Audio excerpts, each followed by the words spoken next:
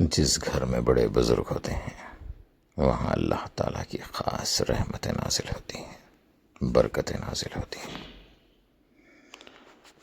بڑے بزرگ ایک سایہ دار، ایک پھلدار درخت کی مانند ہوتے ہیں۔ ان کے ہاتھ کا دیا ہوا آنے والا کھا کر، ان کی ٹھنڈی چھاؤں میں سو کر ہماری زندگی پروان چڑھتی ہے۔ وہ ایک لہلہاتا، ایک پھلدار، ایک گھنا سایہ دار درخت کی مانند ہوتے ہیں۔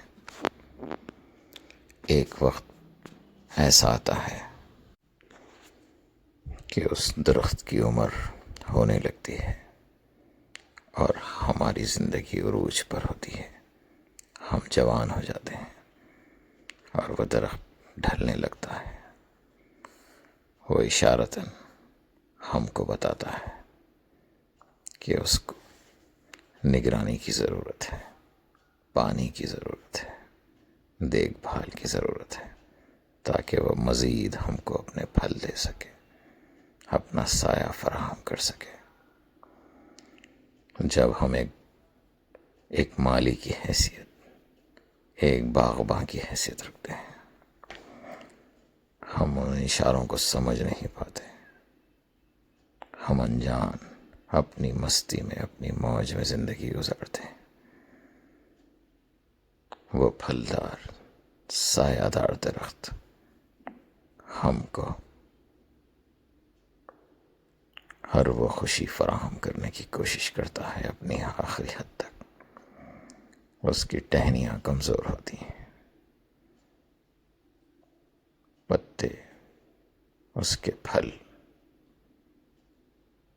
کم ہونے لگ جاتے ہیں، اس کا تنا کمزور ہونے لگتا ہے، یہاں تک کہ اس کی جڑیں بھی کھوکھلی ہونے لگ جاتی ہیں، اور ہم بے خبر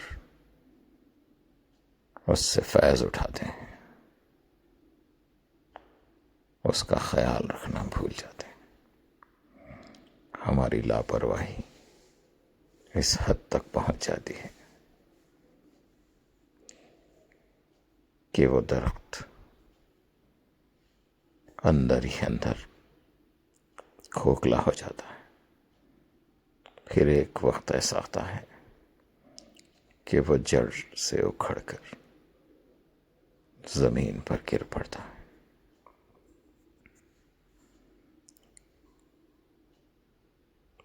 تب ہم کو افسوس ہوتا ہے کہ کاش ہم ان اشاروں کو سمجھ پاتے، اس درخت کی تکلیفوں کو سمجھ پاتے،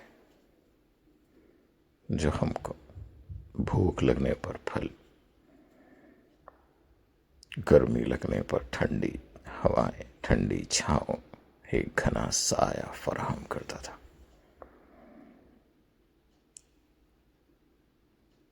کاش ہم اس کے اشاروں کو سمجھ پاتے۔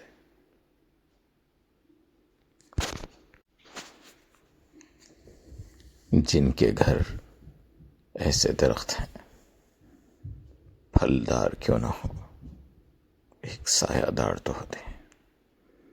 جب بھی ہم غموں سے، دکھوں سے ٹوٹ کر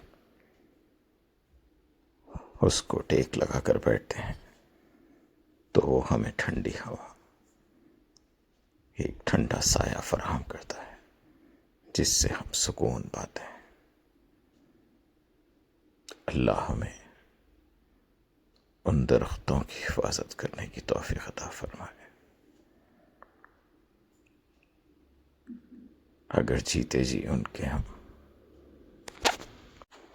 ان کی اس دبی ہوئی التجاؤں کو، ان کی پکار کو نہیں سمجھ پائے، پھر وہ ہم سے روٹ کر اتنی دور چلے جائیں گے کہ ہمیں پھل تو دور سایہ بھی نصیب نہیں ہوگا۔